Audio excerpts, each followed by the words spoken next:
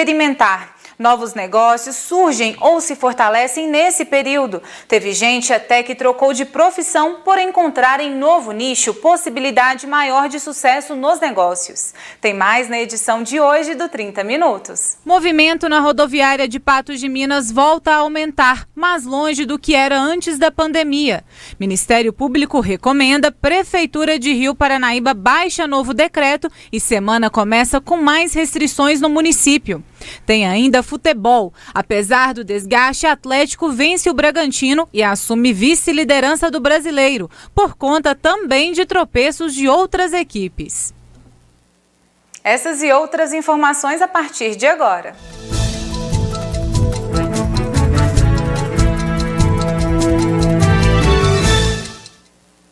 Aos poucos, o movimento de passageiros no terminal rodoviário de Patos de Minas vai se aproximando da normalidade. O fluxo de passageiros cresceu 25% entre agosto e setembro. As linhas de ônibus e os horários de embarques que existiam antes da pandemia já tiveram retomada de 80%. Um cenário bem diferente daquele que já foi mostrado pelo jornalismo da NTV. No início da pandemia, a rodoviária operava com redução no número de ônibus, de horários e algumas viagens só podiam acontecer dentro do estado. Com a flexibilização dos setores durante a pandemia, muitos ônibus já voltaram a rodar e o fluxo de passageiros aumentou 25% entre agosto e setembro. Aumento, vamos dizer assim, desse fluxo derivou aí de um feriado que nós tivemos aí do dia 7, então teve uma consequência já com o plano que o pessoal achou que está assim, um pouco mais liberado. Com isso nós tivemos um aumento referente à pandemia de 25%. Então, que hoje nós estamos trabalhando no máximo em 30%, 35% do que era antes pandemia. De acordo com a administradora do terminal rodoviário, a maioria das viagens é para fins de trabalho e comerciais. Os destinos mais procurados são, em primeiro lugar, a capital São Paulo, Brasília, Belo Horizonte e Uberlândia. Por causa da pandemia, muitas pessoas evitam a viagem a lazer nesta época do ano. É o caso do Guilherme, que realiza as atividades presenciais em uma faculdade de Patos de Minas, mas mora em Carmo do Paranaíba. Para ele, andar de ônibus é só por extrema necessidade e mantendo os cuidados redobrados. Venho 4 vezes por semana para a aula, venho segunda, terça, quarta e sexta. Chegar em casa, já tirar a roupa e já colocar na água sanitária e já ir para tomar banho. Já passo álcool em gel em tudo, nada, não deixo ninguém da minha família encostar. É isso aí, contato zero. Nós notamos aí o fluxo maior para o econômico, né? A transação econômica, o comércio, e muito também para famílias que estavam isoladas. E cá para nós, 6 meses, né? Já é muita coisa. Então vão ver um familiar, vão ver um ente querido, né? Que mora longe ou mais perto aqui da gente. E é por causa do extremo cuidado que muitas empresas de ônibus já estão perto da retomada de 100% das atividades.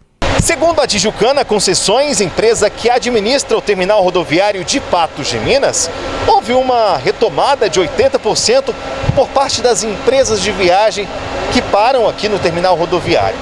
Esses outros 20% que ainda faltam é só aquela questão de horário mesmo, ou seja, os horários no começo da pandemia foram reduzidos e até agora não voltaram ao normal. Justamente pelo fluxo de movimento ainda, que ainda está aquém, muito aquém ainda. Teve um aumento sim, mas o fluxo ainda está muito aquém do que era antes pandemia. E daqui a pouco a gente fala de negócios, segmentos que se fortaleceram na pandemia e a migração de profissões nesse novo cenário. Confira a hora, 11h34.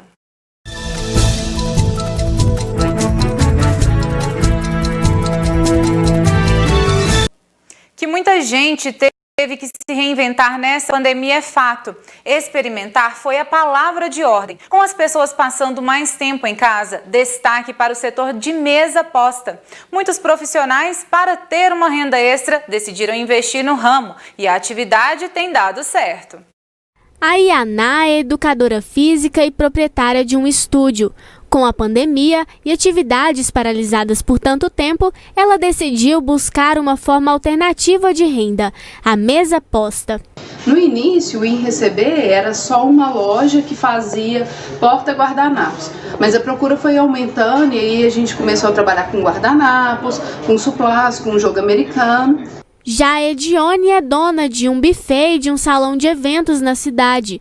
Como o setor ainda não retomou as atividades, ela optou por aprender novas áreas e também descobriu a mesa posta e a profissão personal welcome. No início da pandemia, foram suspensos os eventos e aí a partir daí eu comecei a fazer um curso. Ele se chama Personal Welcome, ele é ministrado pela Escola Brasileira de Etiqueta, em São Paulo, e nele visa as pequenas recepções. Hoje, todos com a pandemia estão recebendo em casa, e por se receber em casa, as pessoas precisam mais, assim, vamos dizer, de um carinho, porque ele vai receber pessoas queridas.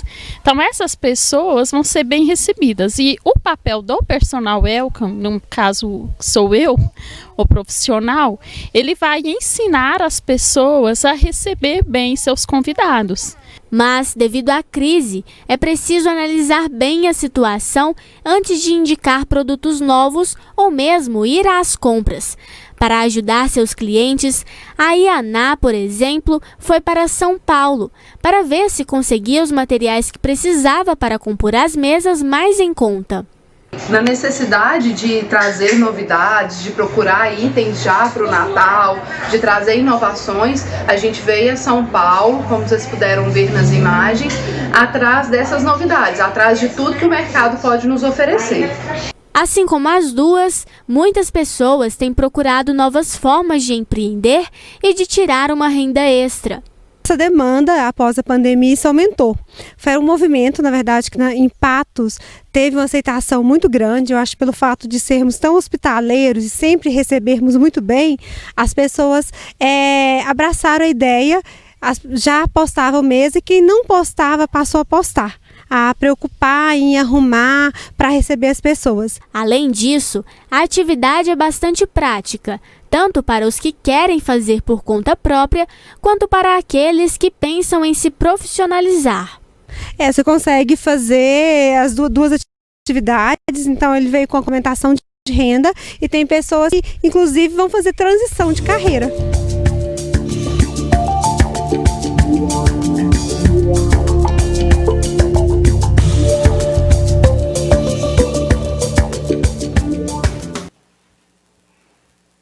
É um trabalho muito bonito e bem delicado. A seguir aqui no 30, vamos falar de saúde, do projeto Conter para agilizar processos contra pessoas com reincidência de crimes. A gente ainda atualiza os números da Covid em Minas Gerais e fala do decreto mais restritivo em obediência ao Minas Consciente de Rio Paranaíba. Agora, 11h40.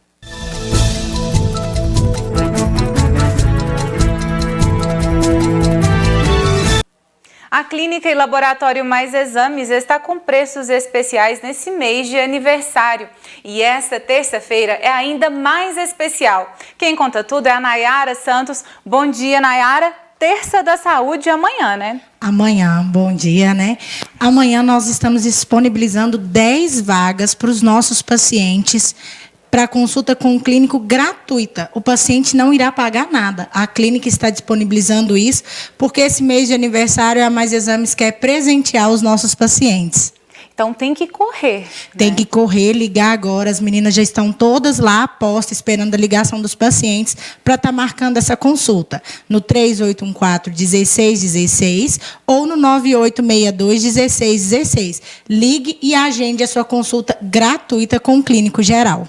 Lembrando que a Clínica e Laboratório Mais Exames fica facinho de achar, né? Fica, nós ficamos ali em frente ao Mercado Municipal, na Agenor Maciel 153.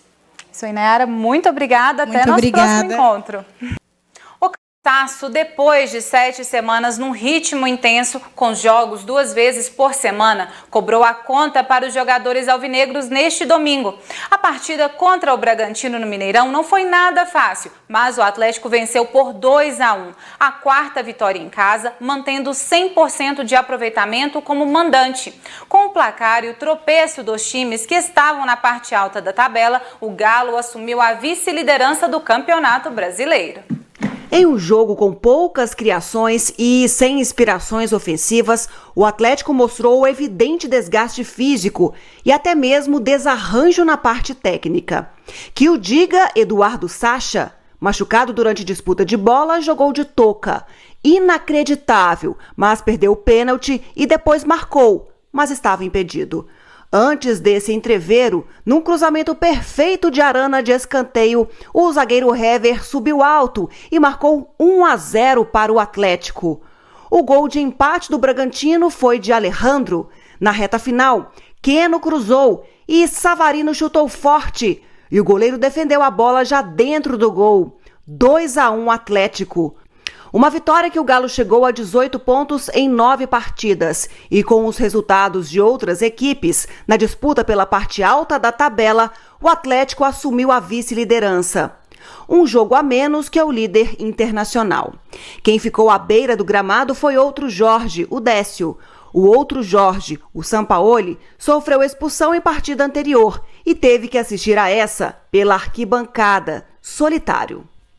Eu primeiro quero dar parabéns a todos os jogadores por el esforço feito, muito importante foi isso. Sí, hoy quedamos bien posicionados por los resultados de otros juegos y bueno, es importante. Esto el torneo es muy longo, pero partir jogo a jogo é importante ir sumando pontos. O Atlético terá praticamente uma semana para se recompor depois da maratona de 7 semanas com jogos às quartas e domingos. O Galo enfrenta no sábado o Atlético Goianiense às 9 da noite, na casa do adversário. Depois de 7 semanas com muitos partidos, 14 partidos seguidos, pueden descansar los jugadores. Hoy se vio que el team luchó, estaba un poco cansado, pero el team en los últimos minutos, aún cansado, íbamos a buscar la victoria y sucedió por la voluntad de los jugadores. Anteriormente tivemos um erro, mas agora sim a gente mostra sobre a recomendação do Ministério Público à Prefeitura de Rio Paranaíba, que acatou o pedido de adequação à onda vermelha do Minas Consciente. Desde sábado é válido o retrocesso da macro-região noroeste que continua na onda vermelha. A micro-região de São Gotardo, da qual Rio Paranaíba faz parte, também está na fase mais restritiva do Minas Consciente. Para seguir as recomendações do plano, o Ministério Público fez uma recomendação e a Prefeitura acatou, baixando um novo decreto. Com isso, apenas serviços essenciais podem funcionar no município. Pelo último boletim epidemiológico de Rio Paranaíba, deste domingo, o município tem 216 infectados, 202 recuperados e 6 mortes confirmadas de Covid. Mas, pelo boletim estadual desta segunda-feira, o município tem 441 casos de Covid e 6 mortes confirmadas. Para um novo jeito de competir em maratonas, uma patense de 47 anos realizou um percurso de 42 quilômetros ao correr na Maratona de Boston, mas a prova foi completada de Patos de Minas. O evento ocorreu de forma online.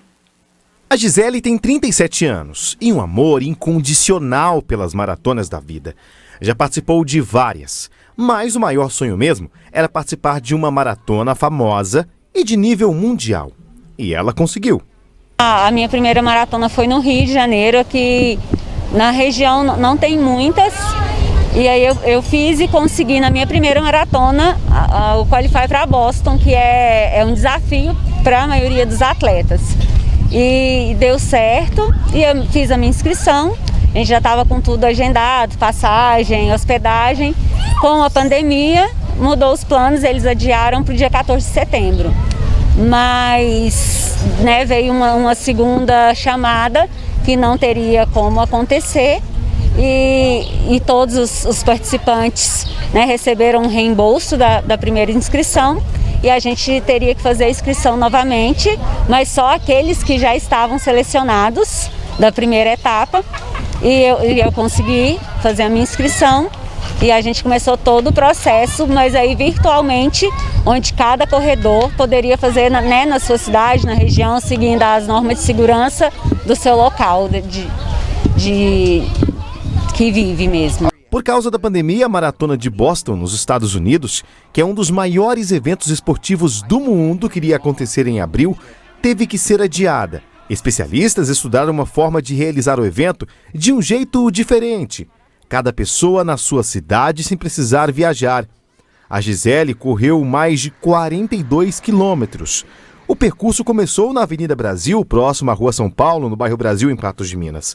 Gisele desceu pela avenida e percorreu quase toda a Estrada da Serrinha e ainda voltou correndo. A Maratona de Boston é uma das mais famosas do mundo. Todos os competidores que participaram dessa edição via online contaram com a ajuda de um aplicativo. A Gisele, por exemplo, usou esse relógio de pulso, que mediu inclusive os passos, a frequência cardíaca, tudo, para que as regras da maratona não fossem burladas. Uma tecnologia que surpreende e que faz enxergar um novo modo de competir em maratonas em todo o mundo. Eles têm como verificar, né, se a gente pausa, se você faz alguma coisa. Acredito que até poderia, né, tirar o relógio e entregar para outra pessoa que estivesse descansada, mas acho que eles têm todo um parâmetro até da frequência cardíaca, que eles veem como a pessoa está se posicionando numa descida, numa subida. Então, se você já está cansada na metade da corrida, não tem como você descansar, né, para outra. Então, acho que eles monitoram isso tudo para que não haja nenhum tipo de meio de burlar a prova. A maratonista contou com o apoio da família e amigos. Eu contei com a minha família, né, com os meus amigos. Meu marido fez todo o percurso comigo de bicicleta para dar o apoio que eu precisava. De uma forma boa, mas de outro lado não tem aquela motivação que a gente teria do corredor, vamos passar esse, vamos fazer isso, mas é você com você mesmo. Então você vence, né, todos os seus limites. A corredora ainda não sabe qual será a posição dela no meio de milhares de participantes. No final de tudo, ela receberá um kit de participação. No caso dela, o que mais importa é correr em um evento de maneira diferente e única. Não pensaria em fazer uma maratona na minha cidade, contando com a minha família, com os meus amigos, todos juntos de mim. Então foi maravilhoso, foi emocionante, todo mundo vivenciou, sabe, aquela experiência comigo, sentiu as minhas dores, toda a dificuldade que não teria oportunidade de ver, né, só de contar. Então eu acho que é uma maratona que marcou, que vai marcar todo mundo que pôde participar, que levou isso a sério. Parabéns para ela.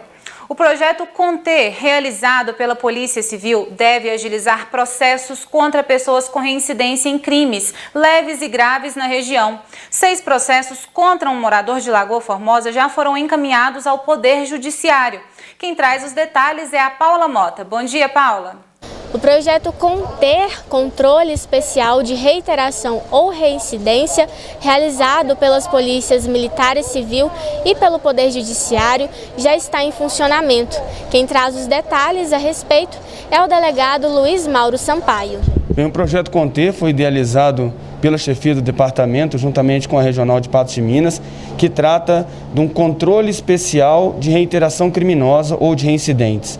O que nós vamos fazer? Nós vamos verificar, e já estamos fazendo isso, verificar aquelas pessoas que mais impactam na criminalidade, seja ela criminalidade violenta ou não, que mais impactam, que tem mais procedimentos na delegacia, e vamos juntar todos esses procedimentos dessa pessoa e, de forma que seja entregue em bloco, concluir esses procedimentos. Muitos deles são de anos anteriores, porque a pessoa fica com um réu solto, né?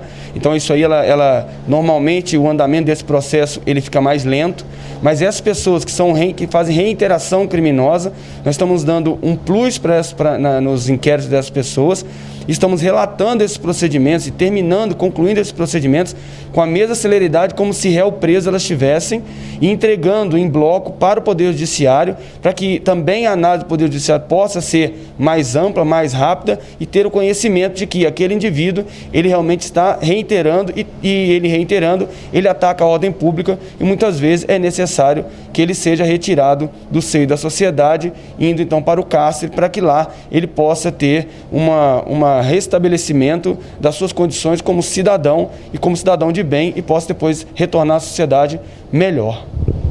E trazendo aí a questão da própria sociedade, né? No que isso vai impactar também? Bem, a Polícia Civil, a Polícia Militar, o sistema prisional, todos nós estamos conversando sistematicamente para a diminuição da criminalidade e o aumento da sensação de segurança. O projeto Conter é mais uma ferramenta que vai ser disponibilizado para o Poder Judiciário, para o Ministério Público e para a sociedade, no sentido de levantar a sensação de segurança, fazendo com que aqueles indivíduos que são reiteradamente vêm praticando crime, que sejam presos. Esses indivíduos, essa base do projeto Conter é retirado de uma teoria chamada 80-20, onde se diz que 80% das consequências são realizadas por 20% de causas. Então, trocando isso para a questão criminal, se você colocar essa teoria, que é a de Pareto, para rodar realmente, se você atacar 20% daqueles indivíduos que mais impactam na sociedade, você pode ter uma redução da criminalidade perto aos 80%. Então, isso é mais uma ferramenta. Logicamente, a gente não tem como dizer se isso vai realmente surtir o efeito desejado, mas é uma maneira maior que a Polícia Civil entendeu de buscar aí uma redução da criminalidade e esse aumento da sensação de segurança. Bom, e nesses trabalhos, uma pessoa já teve os processos encaminhados ao Poder Judiciário. Eu sou Paula Mota, para o jornalismo da NTV. Muito obrigada, Paula. E hoje, segunda-feira, é dia de falar sobre esportes no NTV Esportes. Você confere aqui na NTV, no canal 8.1, a partir das 18 horas. Muito assunto aí para ser discutido. Vocês não podem perder. Assista também através das redes sociais, @NTV Patos de Minas, e do nosso site, ntv.tv.br. O 30 Minutos vai ficando por aqui. Muito obrigada pela sua audiência. E agora vem o meu amigo Gui Boaventura, que tem mais informações para passar para a gente. Boa tarde, Gui, tudo bem? Olá, Isis. Tá ligado, né? Tá ligado. Tá ligado. Eu tô te ouvindo aqui no meu subconsciente. Boa tarde para você, tudo bem? Tudo ótimo, e com você? Também, tudo certinho. GGSS, tudo mais bacaninha. Ou menos, né, Gui? Hã? Mais ou menos, né? Uma grande perda aí para a música sertaneja, sim, né? Sim. Um patrimônio da música sertaneja. Sim. Ele era um dos membros desse patrimônio da música sertaneja, que era o trio Parada Dura, né? Que veio desde lá do final dos anos 70, aliás, do começo dos anos 70, meio dos anos 70, por aí, quando foi formado o primeiro trio Parada Dura. Primeiro foi com Delmiro e Delmon, depois com Gino e Geno, e depois com o Crione e Barrerito. E aí separaram, voltaram, fizeram outros trios. O dono do trio do nome era o Mangabinha. E aí separaram, fizeram trio Alto Astral, trio Andorinhas, trio Brasil, trio não sei o que e tal. Voltarem. E aí morre separa, né? E depois morre o Barrerito. Aí tiveram mais outros dois trios com outros nomes. Morreu o Mangabinha, chegou o outro acordeonista, que é o Chonadão, e ele, nesses últimos tempos, foi quem tocou o trio Parada Dura, né? Se reuniu de novo, chamou o irmão do Barrerito, que é o Parrerito, né? Uhum. E agora, infelizmente, ele acabou falecendo aí. Em decorrência do coronavírus, né? A informação que eu tive, e esse é um negócio para se prestar atenção, que ele teve o coronavírus, ele se recuperou, ele se curou do coronavírus, mas a sequela fez com que aflorasse outras coisas que ele tinha, como diabetes, por exemplo, e tal. E aí ele acabou, pressão alta, e ele acabou falecendo. Isso Mas, até enfim, algo é consequência do coronavírus, né? Pois é, isso até algo, essas consequências aí no caso, né? O que vem depois. Muitas pessoas adoecem, despertam novas doenças. Eu até quero correr atrás disso aqui pra gente fazer uma matéria para falar sobre as sequelas aí das pessoas que foram contaminadas, se depois pode vir a ter complicações. Hoje é o grande assunto no mundo, na grande mídia, onde atua o coronavírus e quais são as suas sequelas, né? Já estão estudando agora a atuação dele e as sequelas no cérebro. É um negócio complicado. Isso, no cérebro, no coração, até mesmo acho que diabetes tem relação aí também, é muita coisa. É uma doença desconhecida que a gente deve temer, né, Gui? Grande pena. Eu tenho muito medo. Me cuido, faço a minha parte, mas é complicado isso aí. Não é fácil, não. Pois é, Gui. E seu time jogou? Meu time perdeu, né? Seu time perdeu, Gui, eu vou te falar uma coisa. Não perdeu. Perdemos lá pro Fluminense, 2-1, mas é assim mesmo. O time tá... É a mesma história do Cruzeiro. Vocês vão ver notícia aí do que é uma administração, do que é uma fase ruim financeiramente e administrativamente de um time, o que vai acontecer com o Corinthians, né? Se brincar, o Corinthians se rebaixa esse ano do futebol, no Campeonato Brasileiro, porque está devendo, deve 4 meses, a torcida fez a maior balbúrdia, se bem que a torcida do Corinthians é uma torcida, é o único time que é o seguinte, todo time tem torcida, a torcida do time tal. A torcida do Corinthians é diferente, lá no Corinthians é diferente, é a torcida que tem um time, é o contrário. Então já escorraçaram jogadores na chegada lá em São Paulo, quiseram bater no Cássio, sabe, e a torcida do Corinthians para fazer uma pressão lá você já viu aquela brincadeira de fazer a gata parir? Não. Pois é, tem uma brincadeira de coisa, espremer os outros. Lá faz-se isso com muita tranquilidade. E a torcida vai atrás e vai para a sede. Eles podem aguentar pressão lá agora porque o bicho vai pegar. E é uma situação que não é boa, né? Não é uma situação boa. Com certeza. Igual você mencionou aí, até mesmo o Cruzeiro, né? A situação deles está complicada. Recentemente, 90 milhões aí. Continua complicada a situação. Tá continua triste. complicando é ruim ver ainda o time mais. assim. Eu acho que é muito ruim ver o time assim. Agora, um outro fato que a gente se lamentar foi que mais uma vez o Neymar, que é o grande craque do Brasil, envolvido noutra polêmica, sabe? Ainda não há comprovação, né, de que realmente o Gonzalez, lá no campeonato francês, tenha proferido as palavras que o Neymar disse que proferiu. Mas é o seguinte, não justifica. A atitude do Neymar não seria aquela, se chamou ele de mono, que é o macaco em espanhol, se proferiu palavrão, sabe? Dirige-se à mesa, vai lá na arbitragem, registra isso, manda constar em súmula, depois pega isso, pega as imagens, vai para a polícia, sabe? Justamente. Denuncia. Tem outros meios, né? Ou se não, vamos ficar dando coquinho, já chega logo e planta a mão no ouvido do caboclo para detonar tudo, e aí, sabe, vai todo mundo expulso, e aí... Já sai todo mundo. Olha, pelos comentários, eu fico lendo muito comentário aí nas matérias. Aquilo é muito molecagem o que ele fez, sabe? Falaram assim que já foi meio que de caso pensado, já pensando que o Neymar já não quer mais jogar, então isso aí foi uma saidinha para ele. Não é isso não. Claro que não é. E teve gente, Gui, que reclamou aí desse posicionamento do Neymar, porque naquele movimento Black Lives Matter ele não se posicionou, os casos de racismo no mundo ele não se posicionou hora nenhuma, até mesmo aqui no Brasil. E aí quando aconteceu com ele, né, supostamente aconteceu com ele, aí que ele vem cobrando, né, falando aí sobre racismo. Mas é assim. Agora ele vai... E outra coisa, hoje tem-se condição de provar e comprovar o que aconteceu. Porque tem leitura labial, eles sabem. Justamente, como fazer. Tem o VAR, 500 câmeras dentro do campo filmando tudo, de diversos ângulos. Então é o seguinte, ele tem que torcer para o cara ter falado mesmo, porque se não tiver falado vai ficar muito pior para ele ainda. Vai ficar. Bora? Vamos começar a segunda? Tô doido para começar a segunda-feira. A minha já começou, agora a sua eu sei que está mais movimentada, então vou te deixar aí. Mas amanhã eu volto. Vamos lá, estou te esperando amanhã. Até amanhã. Um abraço, até amanhã. Tchau.